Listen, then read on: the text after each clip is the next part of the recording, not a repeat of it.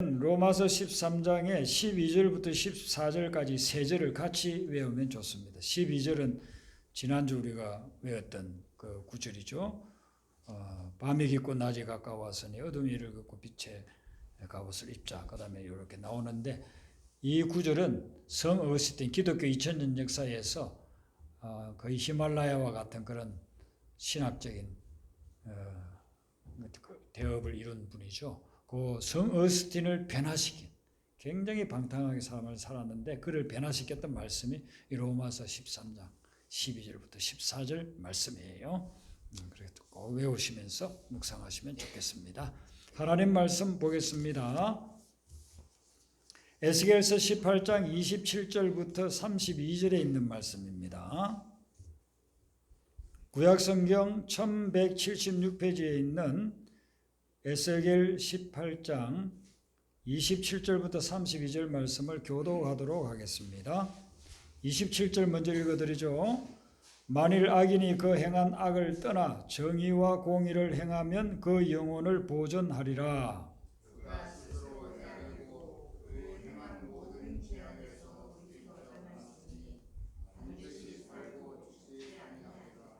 그런데 이스라엘 족속은 이르기를 주의 길이 공평하지 아니하다 하는도다. 이스라엘 족속아, 나의 길이 어찌 공평하지 아니하냐?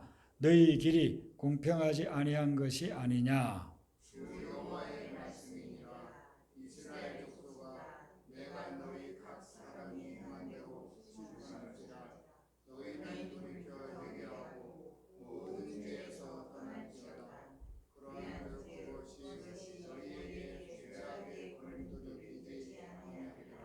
너희는 너희가 범한 모든 죄악을 버리고 마음과 영을 새롭게 할지어다. 이스라엘 족속아, 너희가 어찌하여 죽고자 하느냐?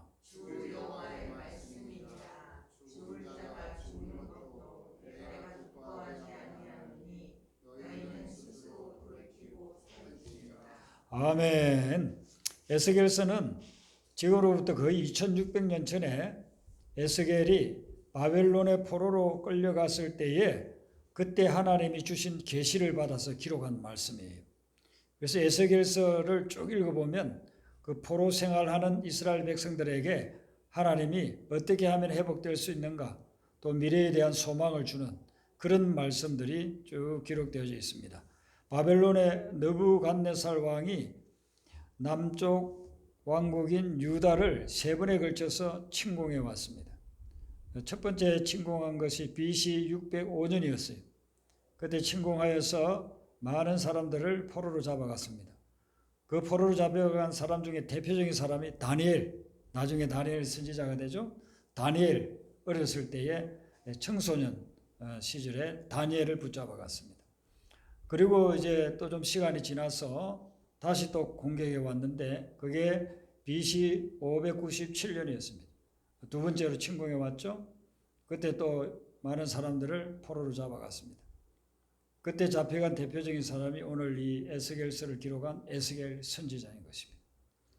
그리고 마지막으로 587년에 다시 침공에 들어와서 남유다를 완전히 짓밟아버리고 멸망시켜버리고 맙니다. 그리고 거기에 남아있던, 그나마 또 남아있던 쓸만한 사람들을 다 데리고 가서 이 유대인들을 바벨론의 그 거발강이라고 하는 거발강가에 살게 했습니다. 이 거발강은 강인과 동시에 대운하예요. 운하의 길이가 어느 정도냐면 150km나 됩니다. 어마어마하지 않습니까? 우리 한강 요쪽 밑에서 뭐 저기까지 하면은 얼마나 될지 모르지만은 그것보다 훨씬 더 긴, 그걸 자연적인 강도 있고 운하도 뚫고 해가지고 150km나 되는 운하를 만드는데 그 잡아갔던 포로들이 다 거기에서 공사를 했습니다. 그러니까 에스겔도 25살에 잡혀가서 그곳에서 운하 공사를 하고 그렇게 지냈으니 얼마나 비참하겠습니까? 그리고 나라는 망했죠. 민족들은 노예가 되어가지고 공사장에서 쓰러져서 다치기도 하고 죽기도 하고 온갖 핍박과 박해를 받으면서 노예 생활을 하고 있는데 너무나도 고통스러운 그때에 에스겔이 기도할 때에 하나님이 하늘 문을 열고 환상을 보여주고 음성을 들려주면서 말씀을 기록하게 했습니다. 그때 기록해 놓은 말씀이 바로 오늘 우리가 읽고 있는 에스겔서의 말씀인 것입니다. 이 말씀은 계시의 말씀인데 계시가 성경에 우리가 많이 나오잖아요. 보면은. 근데 이 계시는 어떤 거냐 하면 우리 개인에게 미래에 대해서 알려주고 또 한 나라의 흥망성쇠를 알려줍니다. 그리고 이 세상의 종말에 대해서도 알려줍니다. 노아 시대에는 하나님께서 노아에게 앞으로 120년이 지나면 물로서 홍수가 나서 이 죄악을 저지르고 하나님을 거역하고 회개할 줄 모르는 이들에게 내가 심판을 가하겠다. 계시의 음성이 들려요. 그래서 그 음성을 듣고 노아는 산 꼭대기에 120년 동안 방주를 짓지 않습니까? 그러니까 하나님이 계시의 음성을 줬는데 그때는 세상 종말에 대한 음성을 주신 겁니다. 그리고 요한계시록을 읽어보면 다시 오실 예수님, 미래에 어떤 세상의 종말이 올 것인가 그런 걸 또한 보여주고 있는 것입니다. 그리고 한 나라가 흥하느냐 망하느냐 또 주변에 있는 여러 나라들에 대한 그런 미래에 대해서도 이 계시가 알려주고 있는 것입니다. 남유다나 북이스라엘에 많은 선지자들이 있는데 이들은 하나님의 계시를 받아가지고 북왕국이 어떻게 될 거다, 남왕국이 어떻게 될 거다 그렇게 다 예언들을 했거든요. 그게 기록되어 있는 것이 사무엘상하, 열왕기상하, 역대상하 이런 말씀들이잖아요. 그리고 4권의 예언서 또 12권의 소예언서 이런데 다 하나님이 주신 그 계시를 받아가지고 기록해 놓은 말씀들이 오늘날 우리에게까지 2000년, 3000년이 지난 지금까지도 전해져 내려오고 있는 것이죠. 오늘 이 말씀은 우리에게 굉장한 메시지를 주시는 말씀인데 오늘 이 말씀의 핵심은 뭐냐면은 이스라엘 백성들에게 포로로 끌려온 이들에게 너희들이 왜 이 포로로 끌려왔는지 아느냐 또 이 포로 생활을 극복해 나가고 다시 자유롭게 되려고 하려면 어떻게 해야 되느냐 이 말씀이 들어있는 거예요. 얼마나 중요한 말씀입니까? 네. 포로로 끌려왔는데 어떤 사람은 아이고 우리가 힘이 없어가지고 우리 국방력이 약해가지고 우리가 못 살아가지고 제국에게 짓밟힘을 당해서 포로가 되었다 이렇게 한탄하고 아이고 우리 조상이 뭘 잘못해가지고 우리가 이렇게 됐다 그렇게 원망하고 있는데 하나님께서는 그런 게 아니라 이거예요. 그걸 알지. 너희들이 회개하지 아니하면 그러면 절대로 여기에서 포로 생활에서 벗어날 수가 없다. 그러나 회개하면 다시 회복시키겠다. 이런 메시지가 여기에 들어있는 거예요. 그러니까 포로로 끌려온 남유다 백성들이 살 길을 알려주는 말씀이 오늘 이 말씀인 거예요. 그리고 이 말씀대로 하면 하나님이 다시 살려준다는 거죠. 그래서 이 말씀대로 했던 사람들이 나중에 포로에서 해방되어서 70년 만에 예루살렘으로 돌아와서 그곳에 성전을 짓고 성벽을 다시 회복하고 느헤미야, 에스라 이런 사람들을 통해서 그런 놀라운 회복의 역사들이 있지 않습니까? 오늘 이 본문 말씀은 9절 다 회개에 관한 말씀이 있어요. 한번 점검해 보겠습니다. 27절을 보시면 27절 상반절에 악인이 그 행한 악을 떠나 이런 말씀입니다. 우리가 행한 악을 떠나는 것이 회개라는 것입니다. 죄에서 떠나 돌이키는 것 이것이 회개라는 거예요. 28절 중간에 보면 그 행한 모든 죄악에서 돌이켜 떠났으니 회개했으니 그런 뜻이 30절 중간에 보면 너희는 돌이켜 회개하고 모든 죄에서 떠날지어다 회개에 대해서 31절에 보면은요 너희가 범한 모든 죄악을 뿌리고 마음과 영을 새롭게 할지어다 이게 회개의 완전한 면이에요. 모든 죄악을 뿌리고 그리고 우리의 마음과 영을 새롭게 하는 그게 완벽한 회개라 그렇게 볼 수 있습니다. 32절 뒷부분에 보면 너희는 스스로 돌이키고 살지어다. 이게 세 번역에는 너희는 회개하고 살아라. 회개하면 살게 된다. 살아날 수 있는 길은 회개에 있다라고 이야기하는 것입니다. 죄는 우리 인생의 장애물이에요. 우리를 쓰러지게 하고 넘어지게 하는 그것이 죄인 것입니다. 그런데 이 죄를 지어서 쓰러지고 넘어진 그런 사람들을 향해서 하나님은 어떤 마음을 가지고 있느냐 하면 32절 상반절에 보면 이걸 세 번역이 이렇게 번역하고 있어요. 죽을 죄를 지은 사람이라도 그가 죽는 것을 나는 절대로 기뻐하지 않는다.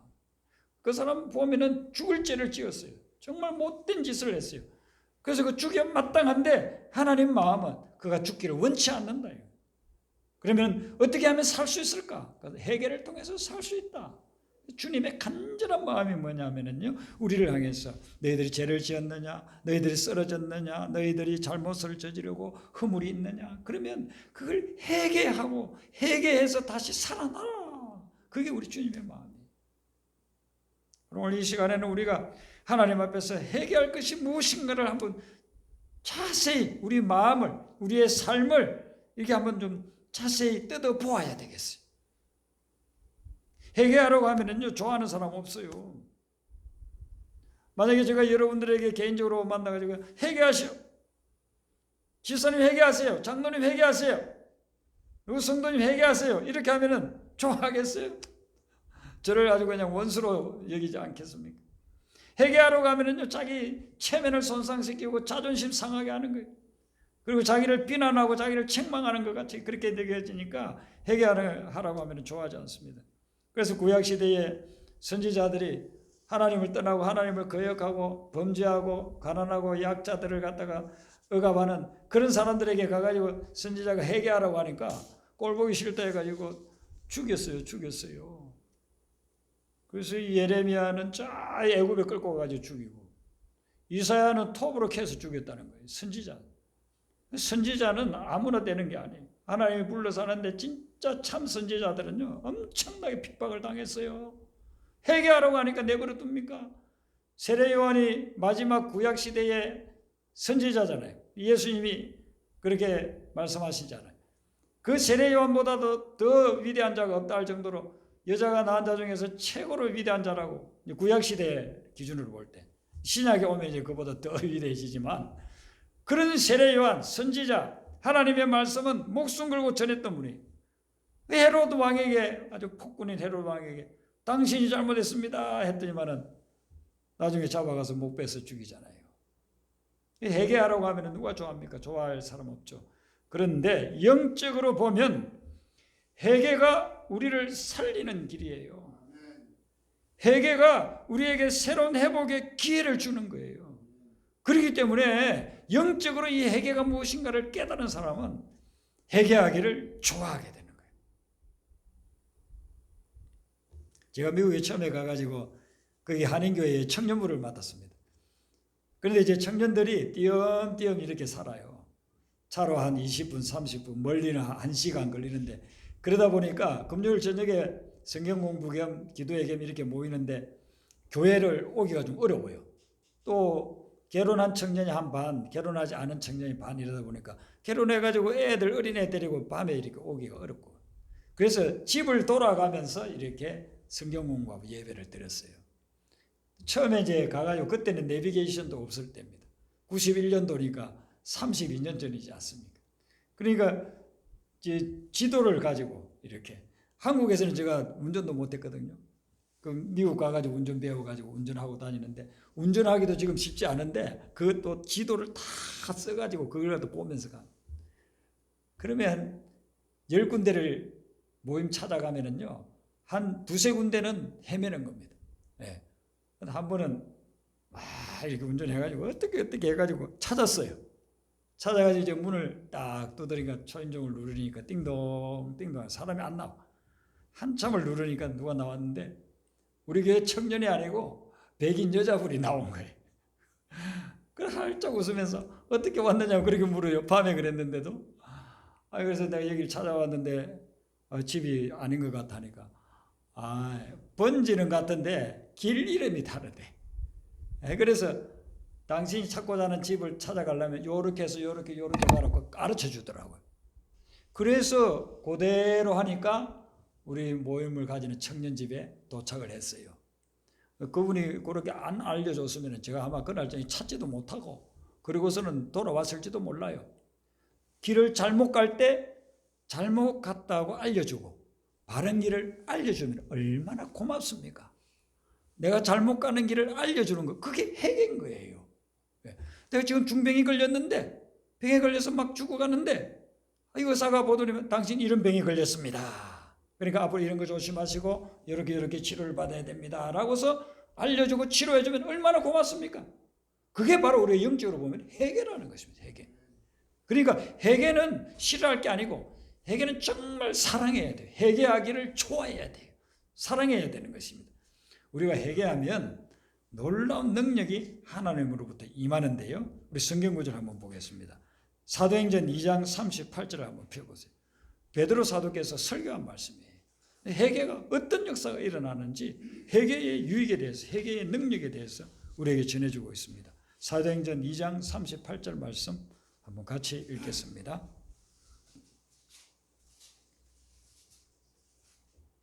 자, 사도행전 2장 38절 같이 읽습니다. 시작.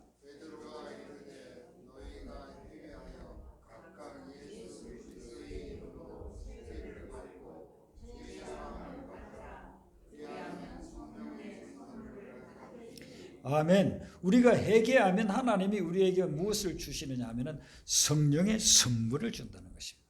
성령의 선물. 여러분 선물 받으면 우리가 얼마나 좋습니까? 그런데 하나님께서 우리가 회개한 것만으로도 우리에게 성령의 선물을 주신다. 그러니까 하나님이 이렇게 우리를 내려다보다가 회개하는 사람 있잖아요. 그 사람에게 성령의 선물을 주는 거예요. 그런데 그냥 조금 주는 게 아니라 듬뿍 주시는 것입니다. 그럼 성령의 선물이 뭐냐 이거예요. 로마서 6장 23절에 보면 죄의 삭은 사망이요 하나님의 은사는 그리스도 예수 우리 주 안에 있는 영생이니라 그랬어요. 그러니까 하나님의 은사라고 했을 때 하나님의 은사라는 말이 하나님의 선물이에요. 영어로 the gift of God, 하나님의 선물이라고 되어 있어요. 그러니까 하나님의 선물은 뭐냐면요, 영원한 생명.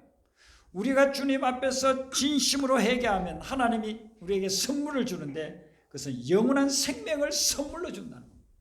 얼마나 감사합니까? 이 땅에 사는 것은 우리가 7, 80년 살고 나면 다 끝나고 죽음으로 이제 이 세상을 떠나게 되는데 그 이후에 영원한 생명을 누구에게 주느냐고? 회개하는 자에게 준다는 것입니다. 그래서 예수님이 회개하라 천국이 가까웠다 그렇게 말씀합니다.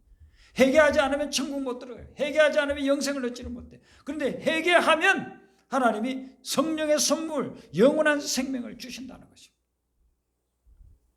여러분들 회개하셨습니까? 그러면 회개하시면 하나님이 여러분들에게 이미 성령의 선물, 그 영원한 생명을 주신 줄로 믿으시길 바랍니다. 그리고 이 성령의 선물은 또 다르게 고린도전서 12장에 보면은 성령의 은사라는 말이 나오죠. 은사라는 말이 거의 기프트, 선물이에요, 선물. 성령의 선물.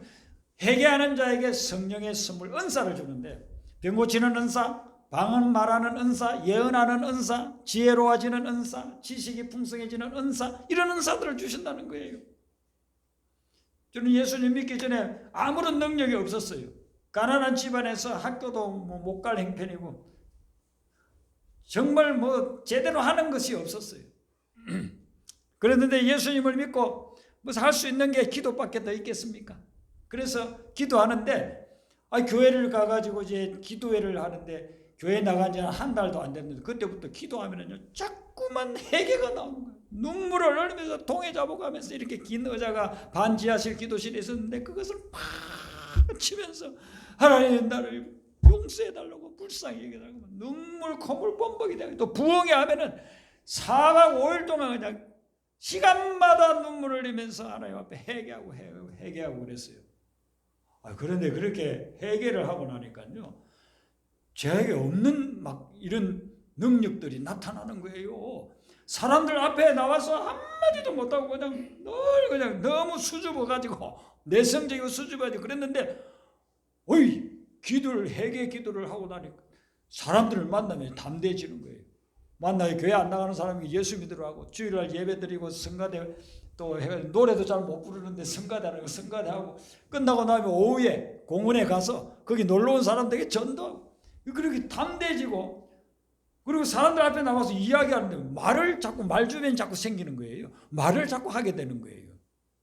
그렇게 기도하다가 또 한 번은 우리 담임 목사님이 그래요.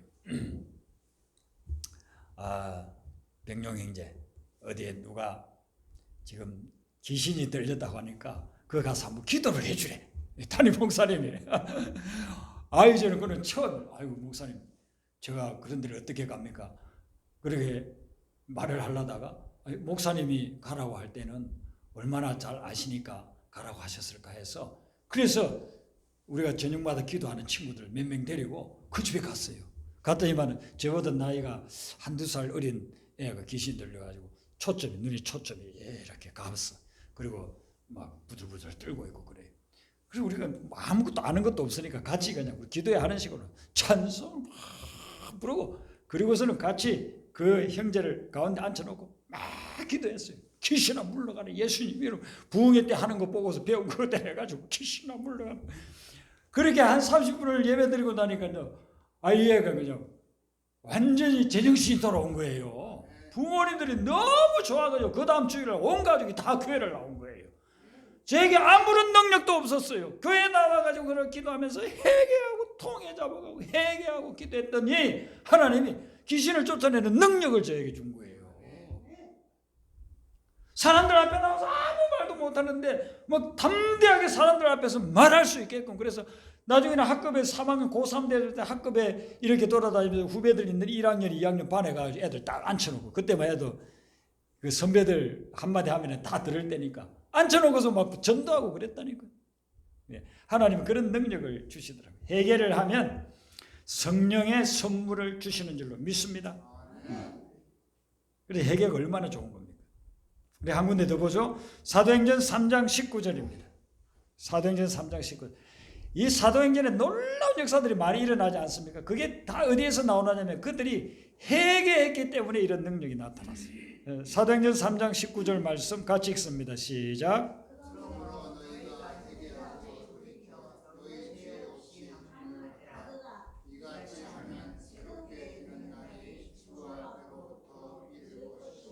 아멘. 자, 회개하면은 새롭게 되는 날이 이른다 이거예요. 우리 새날은 얼마나 좋습니까? 새해도 좋고 새로운 날. 지금 너무나도 힘들고 정말 어렵고 그런 분들에게는 나에게 좀 새로운 날이 왔으면 좋겠다. 매일 아침에 일어나보면 똑같은 날만 지속되냐. 좀 새날, 내 인생을 변화시키고 좀 무엇인가 좋은 일도 일어나고 그런 새날이 오면 좋겠다. 그렇게 하는데 오늘 이 말씀에 그 비결을 이야기하고 있어요. 회개하고 돌이키면 새롭게 되는 날이 온다는 겁니다.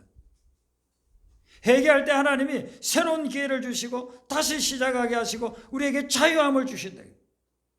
지금 이스라엘 백성들이 포로로 잡혀가 있는데 여기에서 지금 에스겔 선지자가 이야기해 주는 말씀이 그런 말씀 아닙니까?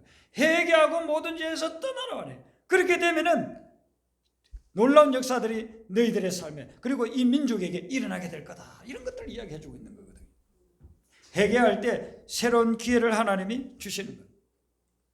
공주대 선교사님이 카자흐스탄에 사역하다가 중국으로 갔잖아요. 그러다가 이제 좀 몇 년 사역하시다가 추방되셨던가 그렇게 해가지고 한 1년을 한국에 와 계셨어요. 그래서 다시 들어갔는데 사역할 데가 없는 거예요. 사역할 데가. 근데 이분이 선교사님이니까 얼마나 거룩하게 사시겠어요? 우리 한국에서보다 훨씬 더 거룩하게 사시는 분들이 선교사님 아닙니까?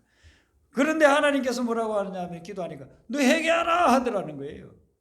그래서 처음에는 뭘 회개할까 했는데 기도를 하니까 하나님이 원치 않는 부분들이 자기 속에 있다는 걸 깨달았습니다.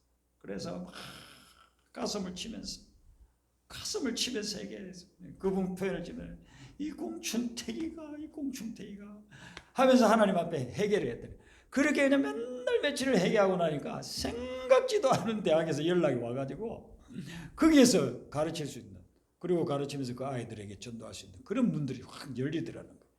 우리가 회개할 때 하나님이 새로운 기회를 주십니다.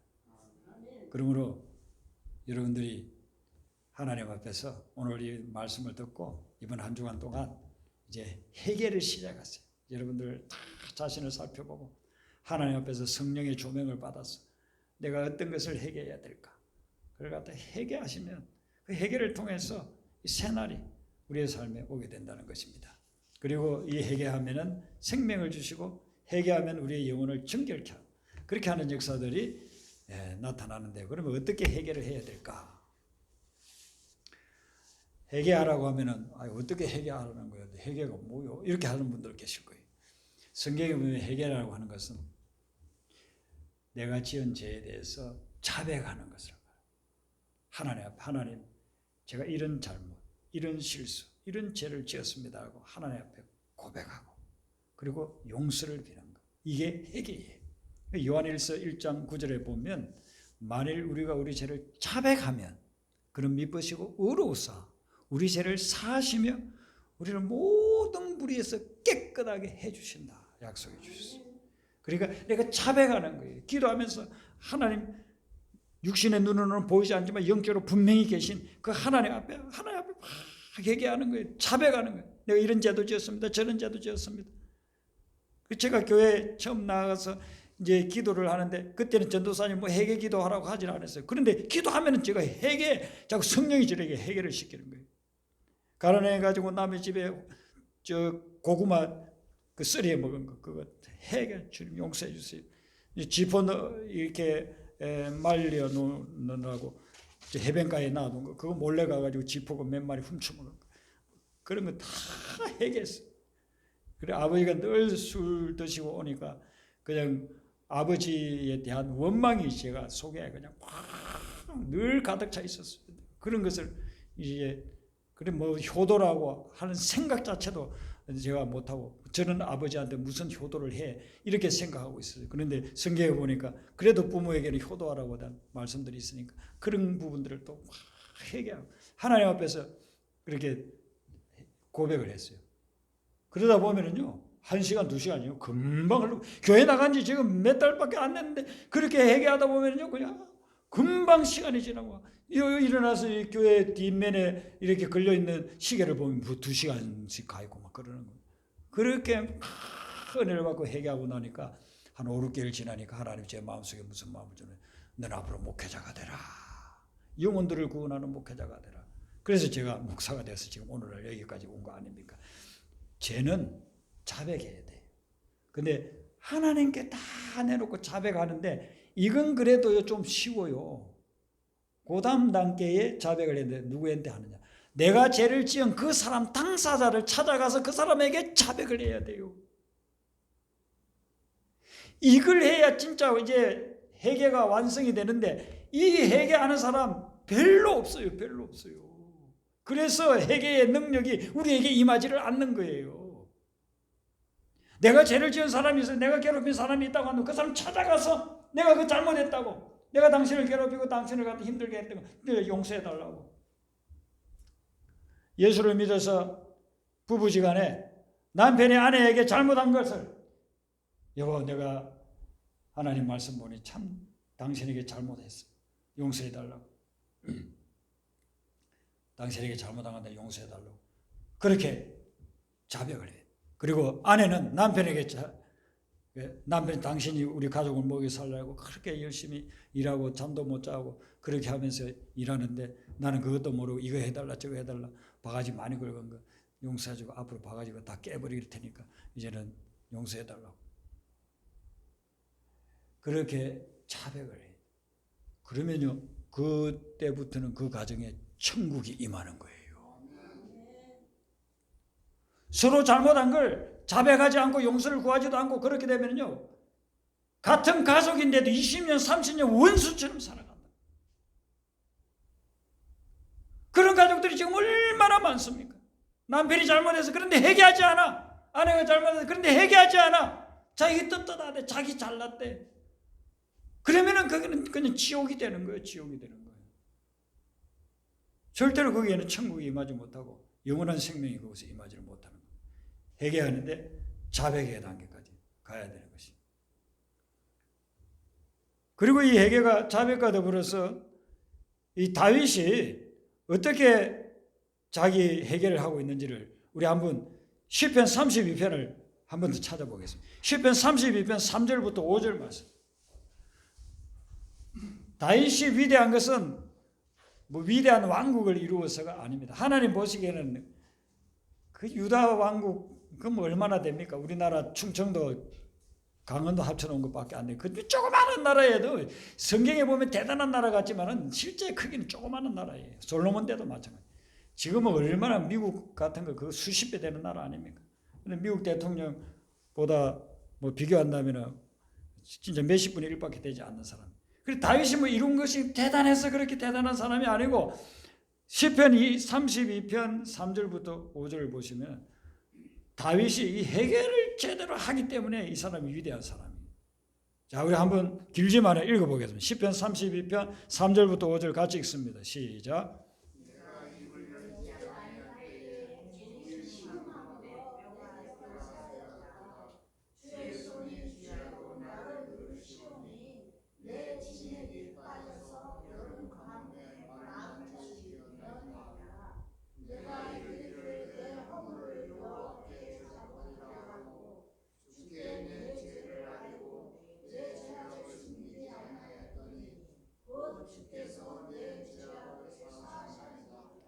아멘. 다윗이 죄를 지어, 다윗이 또 인간인지라 죄를 지었죠. 또 큰 죄도 여러 개 짓고 그렇게 죄를 지었는데, 죄를 짓고서 자기가 회개하지 않을 때는 자기 미칠 것 같았대요. 뼈가 쇠한데, 뼈가 신음으로 내 뼈가 녹아내렸습니다. 그래서 내가 입을 열지 않았다, 이 말은 내가 자백하는 회개를 하지 않았을 때는 막 미쳐 죽겠대요. 뼈가 말라가. 여러분, 뼈가 말라간다. 살이 마르는 것만 해도 얼마나 고통스러운데 뼈가 마른다고 한번 생각해 보세요. 얼마나 힘들겠습니까? 죄를 지었는데 회개하지 않으면 이렇게 고통스러워요. 그런데 내 허물을 여호와께 자복하리라. 여기 이게 이제 세 번역에는 나의 죄를 고백합니다 하였더니 주님께서 나의 죄악을 기꺼이 용서하셨습니다. 그때부터 나의 모든 것들이 다 회복되고 강건해지는 그런 체험을 했다. 다윗이 바세바를 범하고 그 남편을 죽였을 때 자기는 아무도 모른다고 생각했어요. 자기가 정벌이 좋은 사람, 죄 짓고, 그리고 남편까지 죽였으니 이제는 뭐 바세바에게 태어나는 아이에 대해서 염려할 필요도 없어. 그렇게 딱 생각하고 있을 때에 나단 선지자가 찾아왔어요. 다윗 왕이여, 하나님이 보내서 제가 왔습니다. 그러면서 아무도 모르리라고 생각했던 죄를 나단 선지자가 다윗에게 다 지적하는 거예요. 다윗은 놀래 자빠졌을 거예요. 아마. 그때 아마 정신 약간 까무라쳤을 겁니다. 아무도 모른다고 생각했는데 하나님은 다 알고 계시고, 하나님의 사람 나단은 알고 있어요. 그리고 와서 지적을 해줬습니다. 그렇게 지적해 줬을 때에 다윗이 어떤 반응을 보였느냐 하면요, 보통 사람 같으면 어떤 반응을 보이겠습니까? 한 나라의 왕이고 절대 권력을 가지고 있지 않습니까? 그럼 밑에 신하에게 유일하게 내가 저지른 죄에 대한 비밀을 알고 있는 자는 나단밖에 없다. 그러면 밑에 부하에게 시켜서 가서 죽여라 하면요, 단칸에 아마 죽였을 겁니다. 보통 왕들이었다고 한다면 헤롯이 그러지 않습니까? 세례 요한이 자기의 잘못을 지적하니까 그냥 죽이지 않습니까? 그런데 다윗은 그 말을 들었을 때 절대 권력을 가지고 있는 그런 존재임에도 불구하고 당시 이런 죄를 지었습니다. 지적하자마자 그는 무릎을 꿇고 자기 침상이 젖어서 흥건할 정도로 통에 자복하면서 애통해하면서 회개했어요. 그래서 다윗이 위대한 사람이에요. 위대한 사람. 영적으로 위대한 사람은 무슨 세상에 업적을 많이 이룬 사람이 아니고 하나님 앞에서 진심으로 회개하는 사람이, 그 사람이 가장 위대한 사람이에요. 하나님의 마음을 알고 하나님께로 돌아오는 사람, 순수하고 참된 마음을 회복하는 사람, 그 사람이 영적으로 볼 때는 가장 위대한 사람. 예수님이 그랬잖아요. 제자들이 천국에서는 누가 큽니까? 베드로, 나는 수제자 중에 수제자야. 내가 제일 크지. 요한은 아니야, 내가 네보다 더 똑똑해. 내가 더 커. 우리 어머니가 예수님 만나서 부탁도 했어. 내가 제일 높은 자리에 올라갈 거야. 그렇게 하고 있을 때 예수님은 뭐래요? 어린아이와 같이 자기를 낮추는 자가 천국에서는 제일 크다. 자기를 낮추고 겸손하고 회개한 사람, 그 사람이 천국에서 제일 큰 사람. 그래서 다윗은 그가 이룬 업적 때문에 위대한 사람이 아니고 회개해야 될 때 진심으로 회개했기 때문에 다윗은 위대한 사람이라는 거예요. 그래서 그 다윗이 한 회개는 자백하고 애통해야, 눈물 콧물 흘리면서 하나님 앞에서 정말 내가 살아왔던 것, 내가 지었던 죄, 거기에 대해서 회개해야 그래야 영원한 생명을 소유할 수 있고 천국에 들어갈 수가 있는 겁니다. 여러분들이 지금까지 삶을 살아왔던 걸 한번 뒤돌아보세요. 여러분들이 정말 하나님 앞에서 진지하게 애통해하면서 회개한 적이 있습니까? 그런 분은 하나님 나라를 소유한 거예요. 그러나 하나님 앞에서 자백하지도 않았고 애통해하지도 않고 하나님 앞에서 진지한 회개를 하지 않았다고 한다면 그런 분은 가짜입니다. 가짜. 여러분 하나님 믿는다고 하지만 가짜, 무늬만 그리스도인 가짜예요. 진짜는 반드시 이 회개를 통과해야만 돼요. 하나님 앞에서 가슴을 찢으면서 옷을 찢는 것이 아니라 내 마음을 찢으면서 애통해하면서 그러면서 기도해야 그 회개 기도를 한 자만이 천국을 누릴 수가 있어요.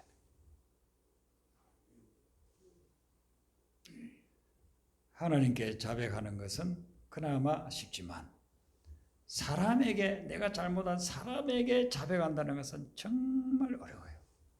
제가 목회하면서 봐도요. 그런 분들 참 드물어요.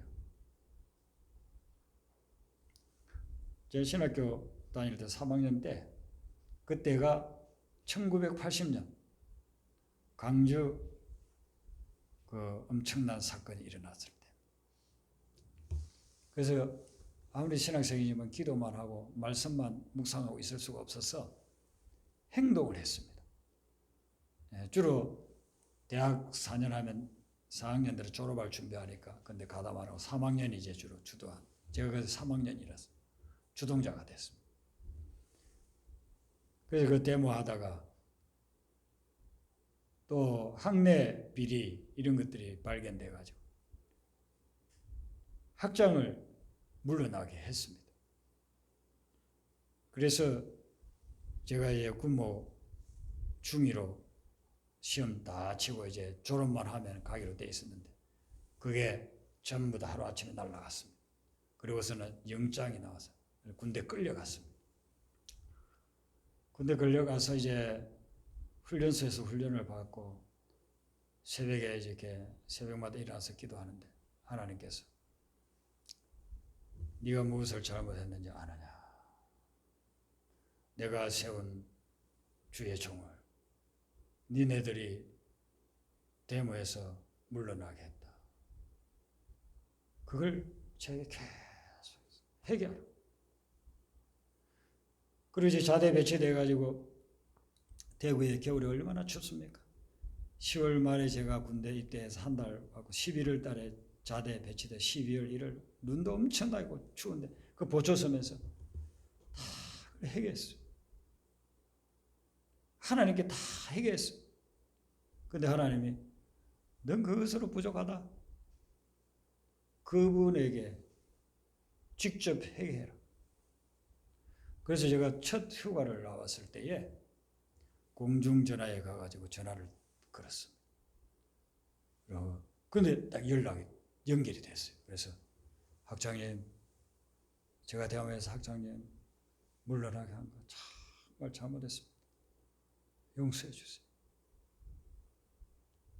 그 학장님이 참 믿음이 깊으신 분이라 얼마나 힘들었겠어요. 제자들이 자기를 물러나게 했어요. 얼마나 힘들었겠어요. 그런데 다 용서해 준다고 그것 때문에 너무 괴로워하지 말라고 그렇게 하시더라고요. 그리고서 이제 그분을 뭐 만날 기회가 없어요. 저는 졸업했고 뭐 또 좀 저는 제대하고 나서 나중에 사역하다가 또 미국 가버리고 그렇게 하는 그분을 만날 수가 없어요.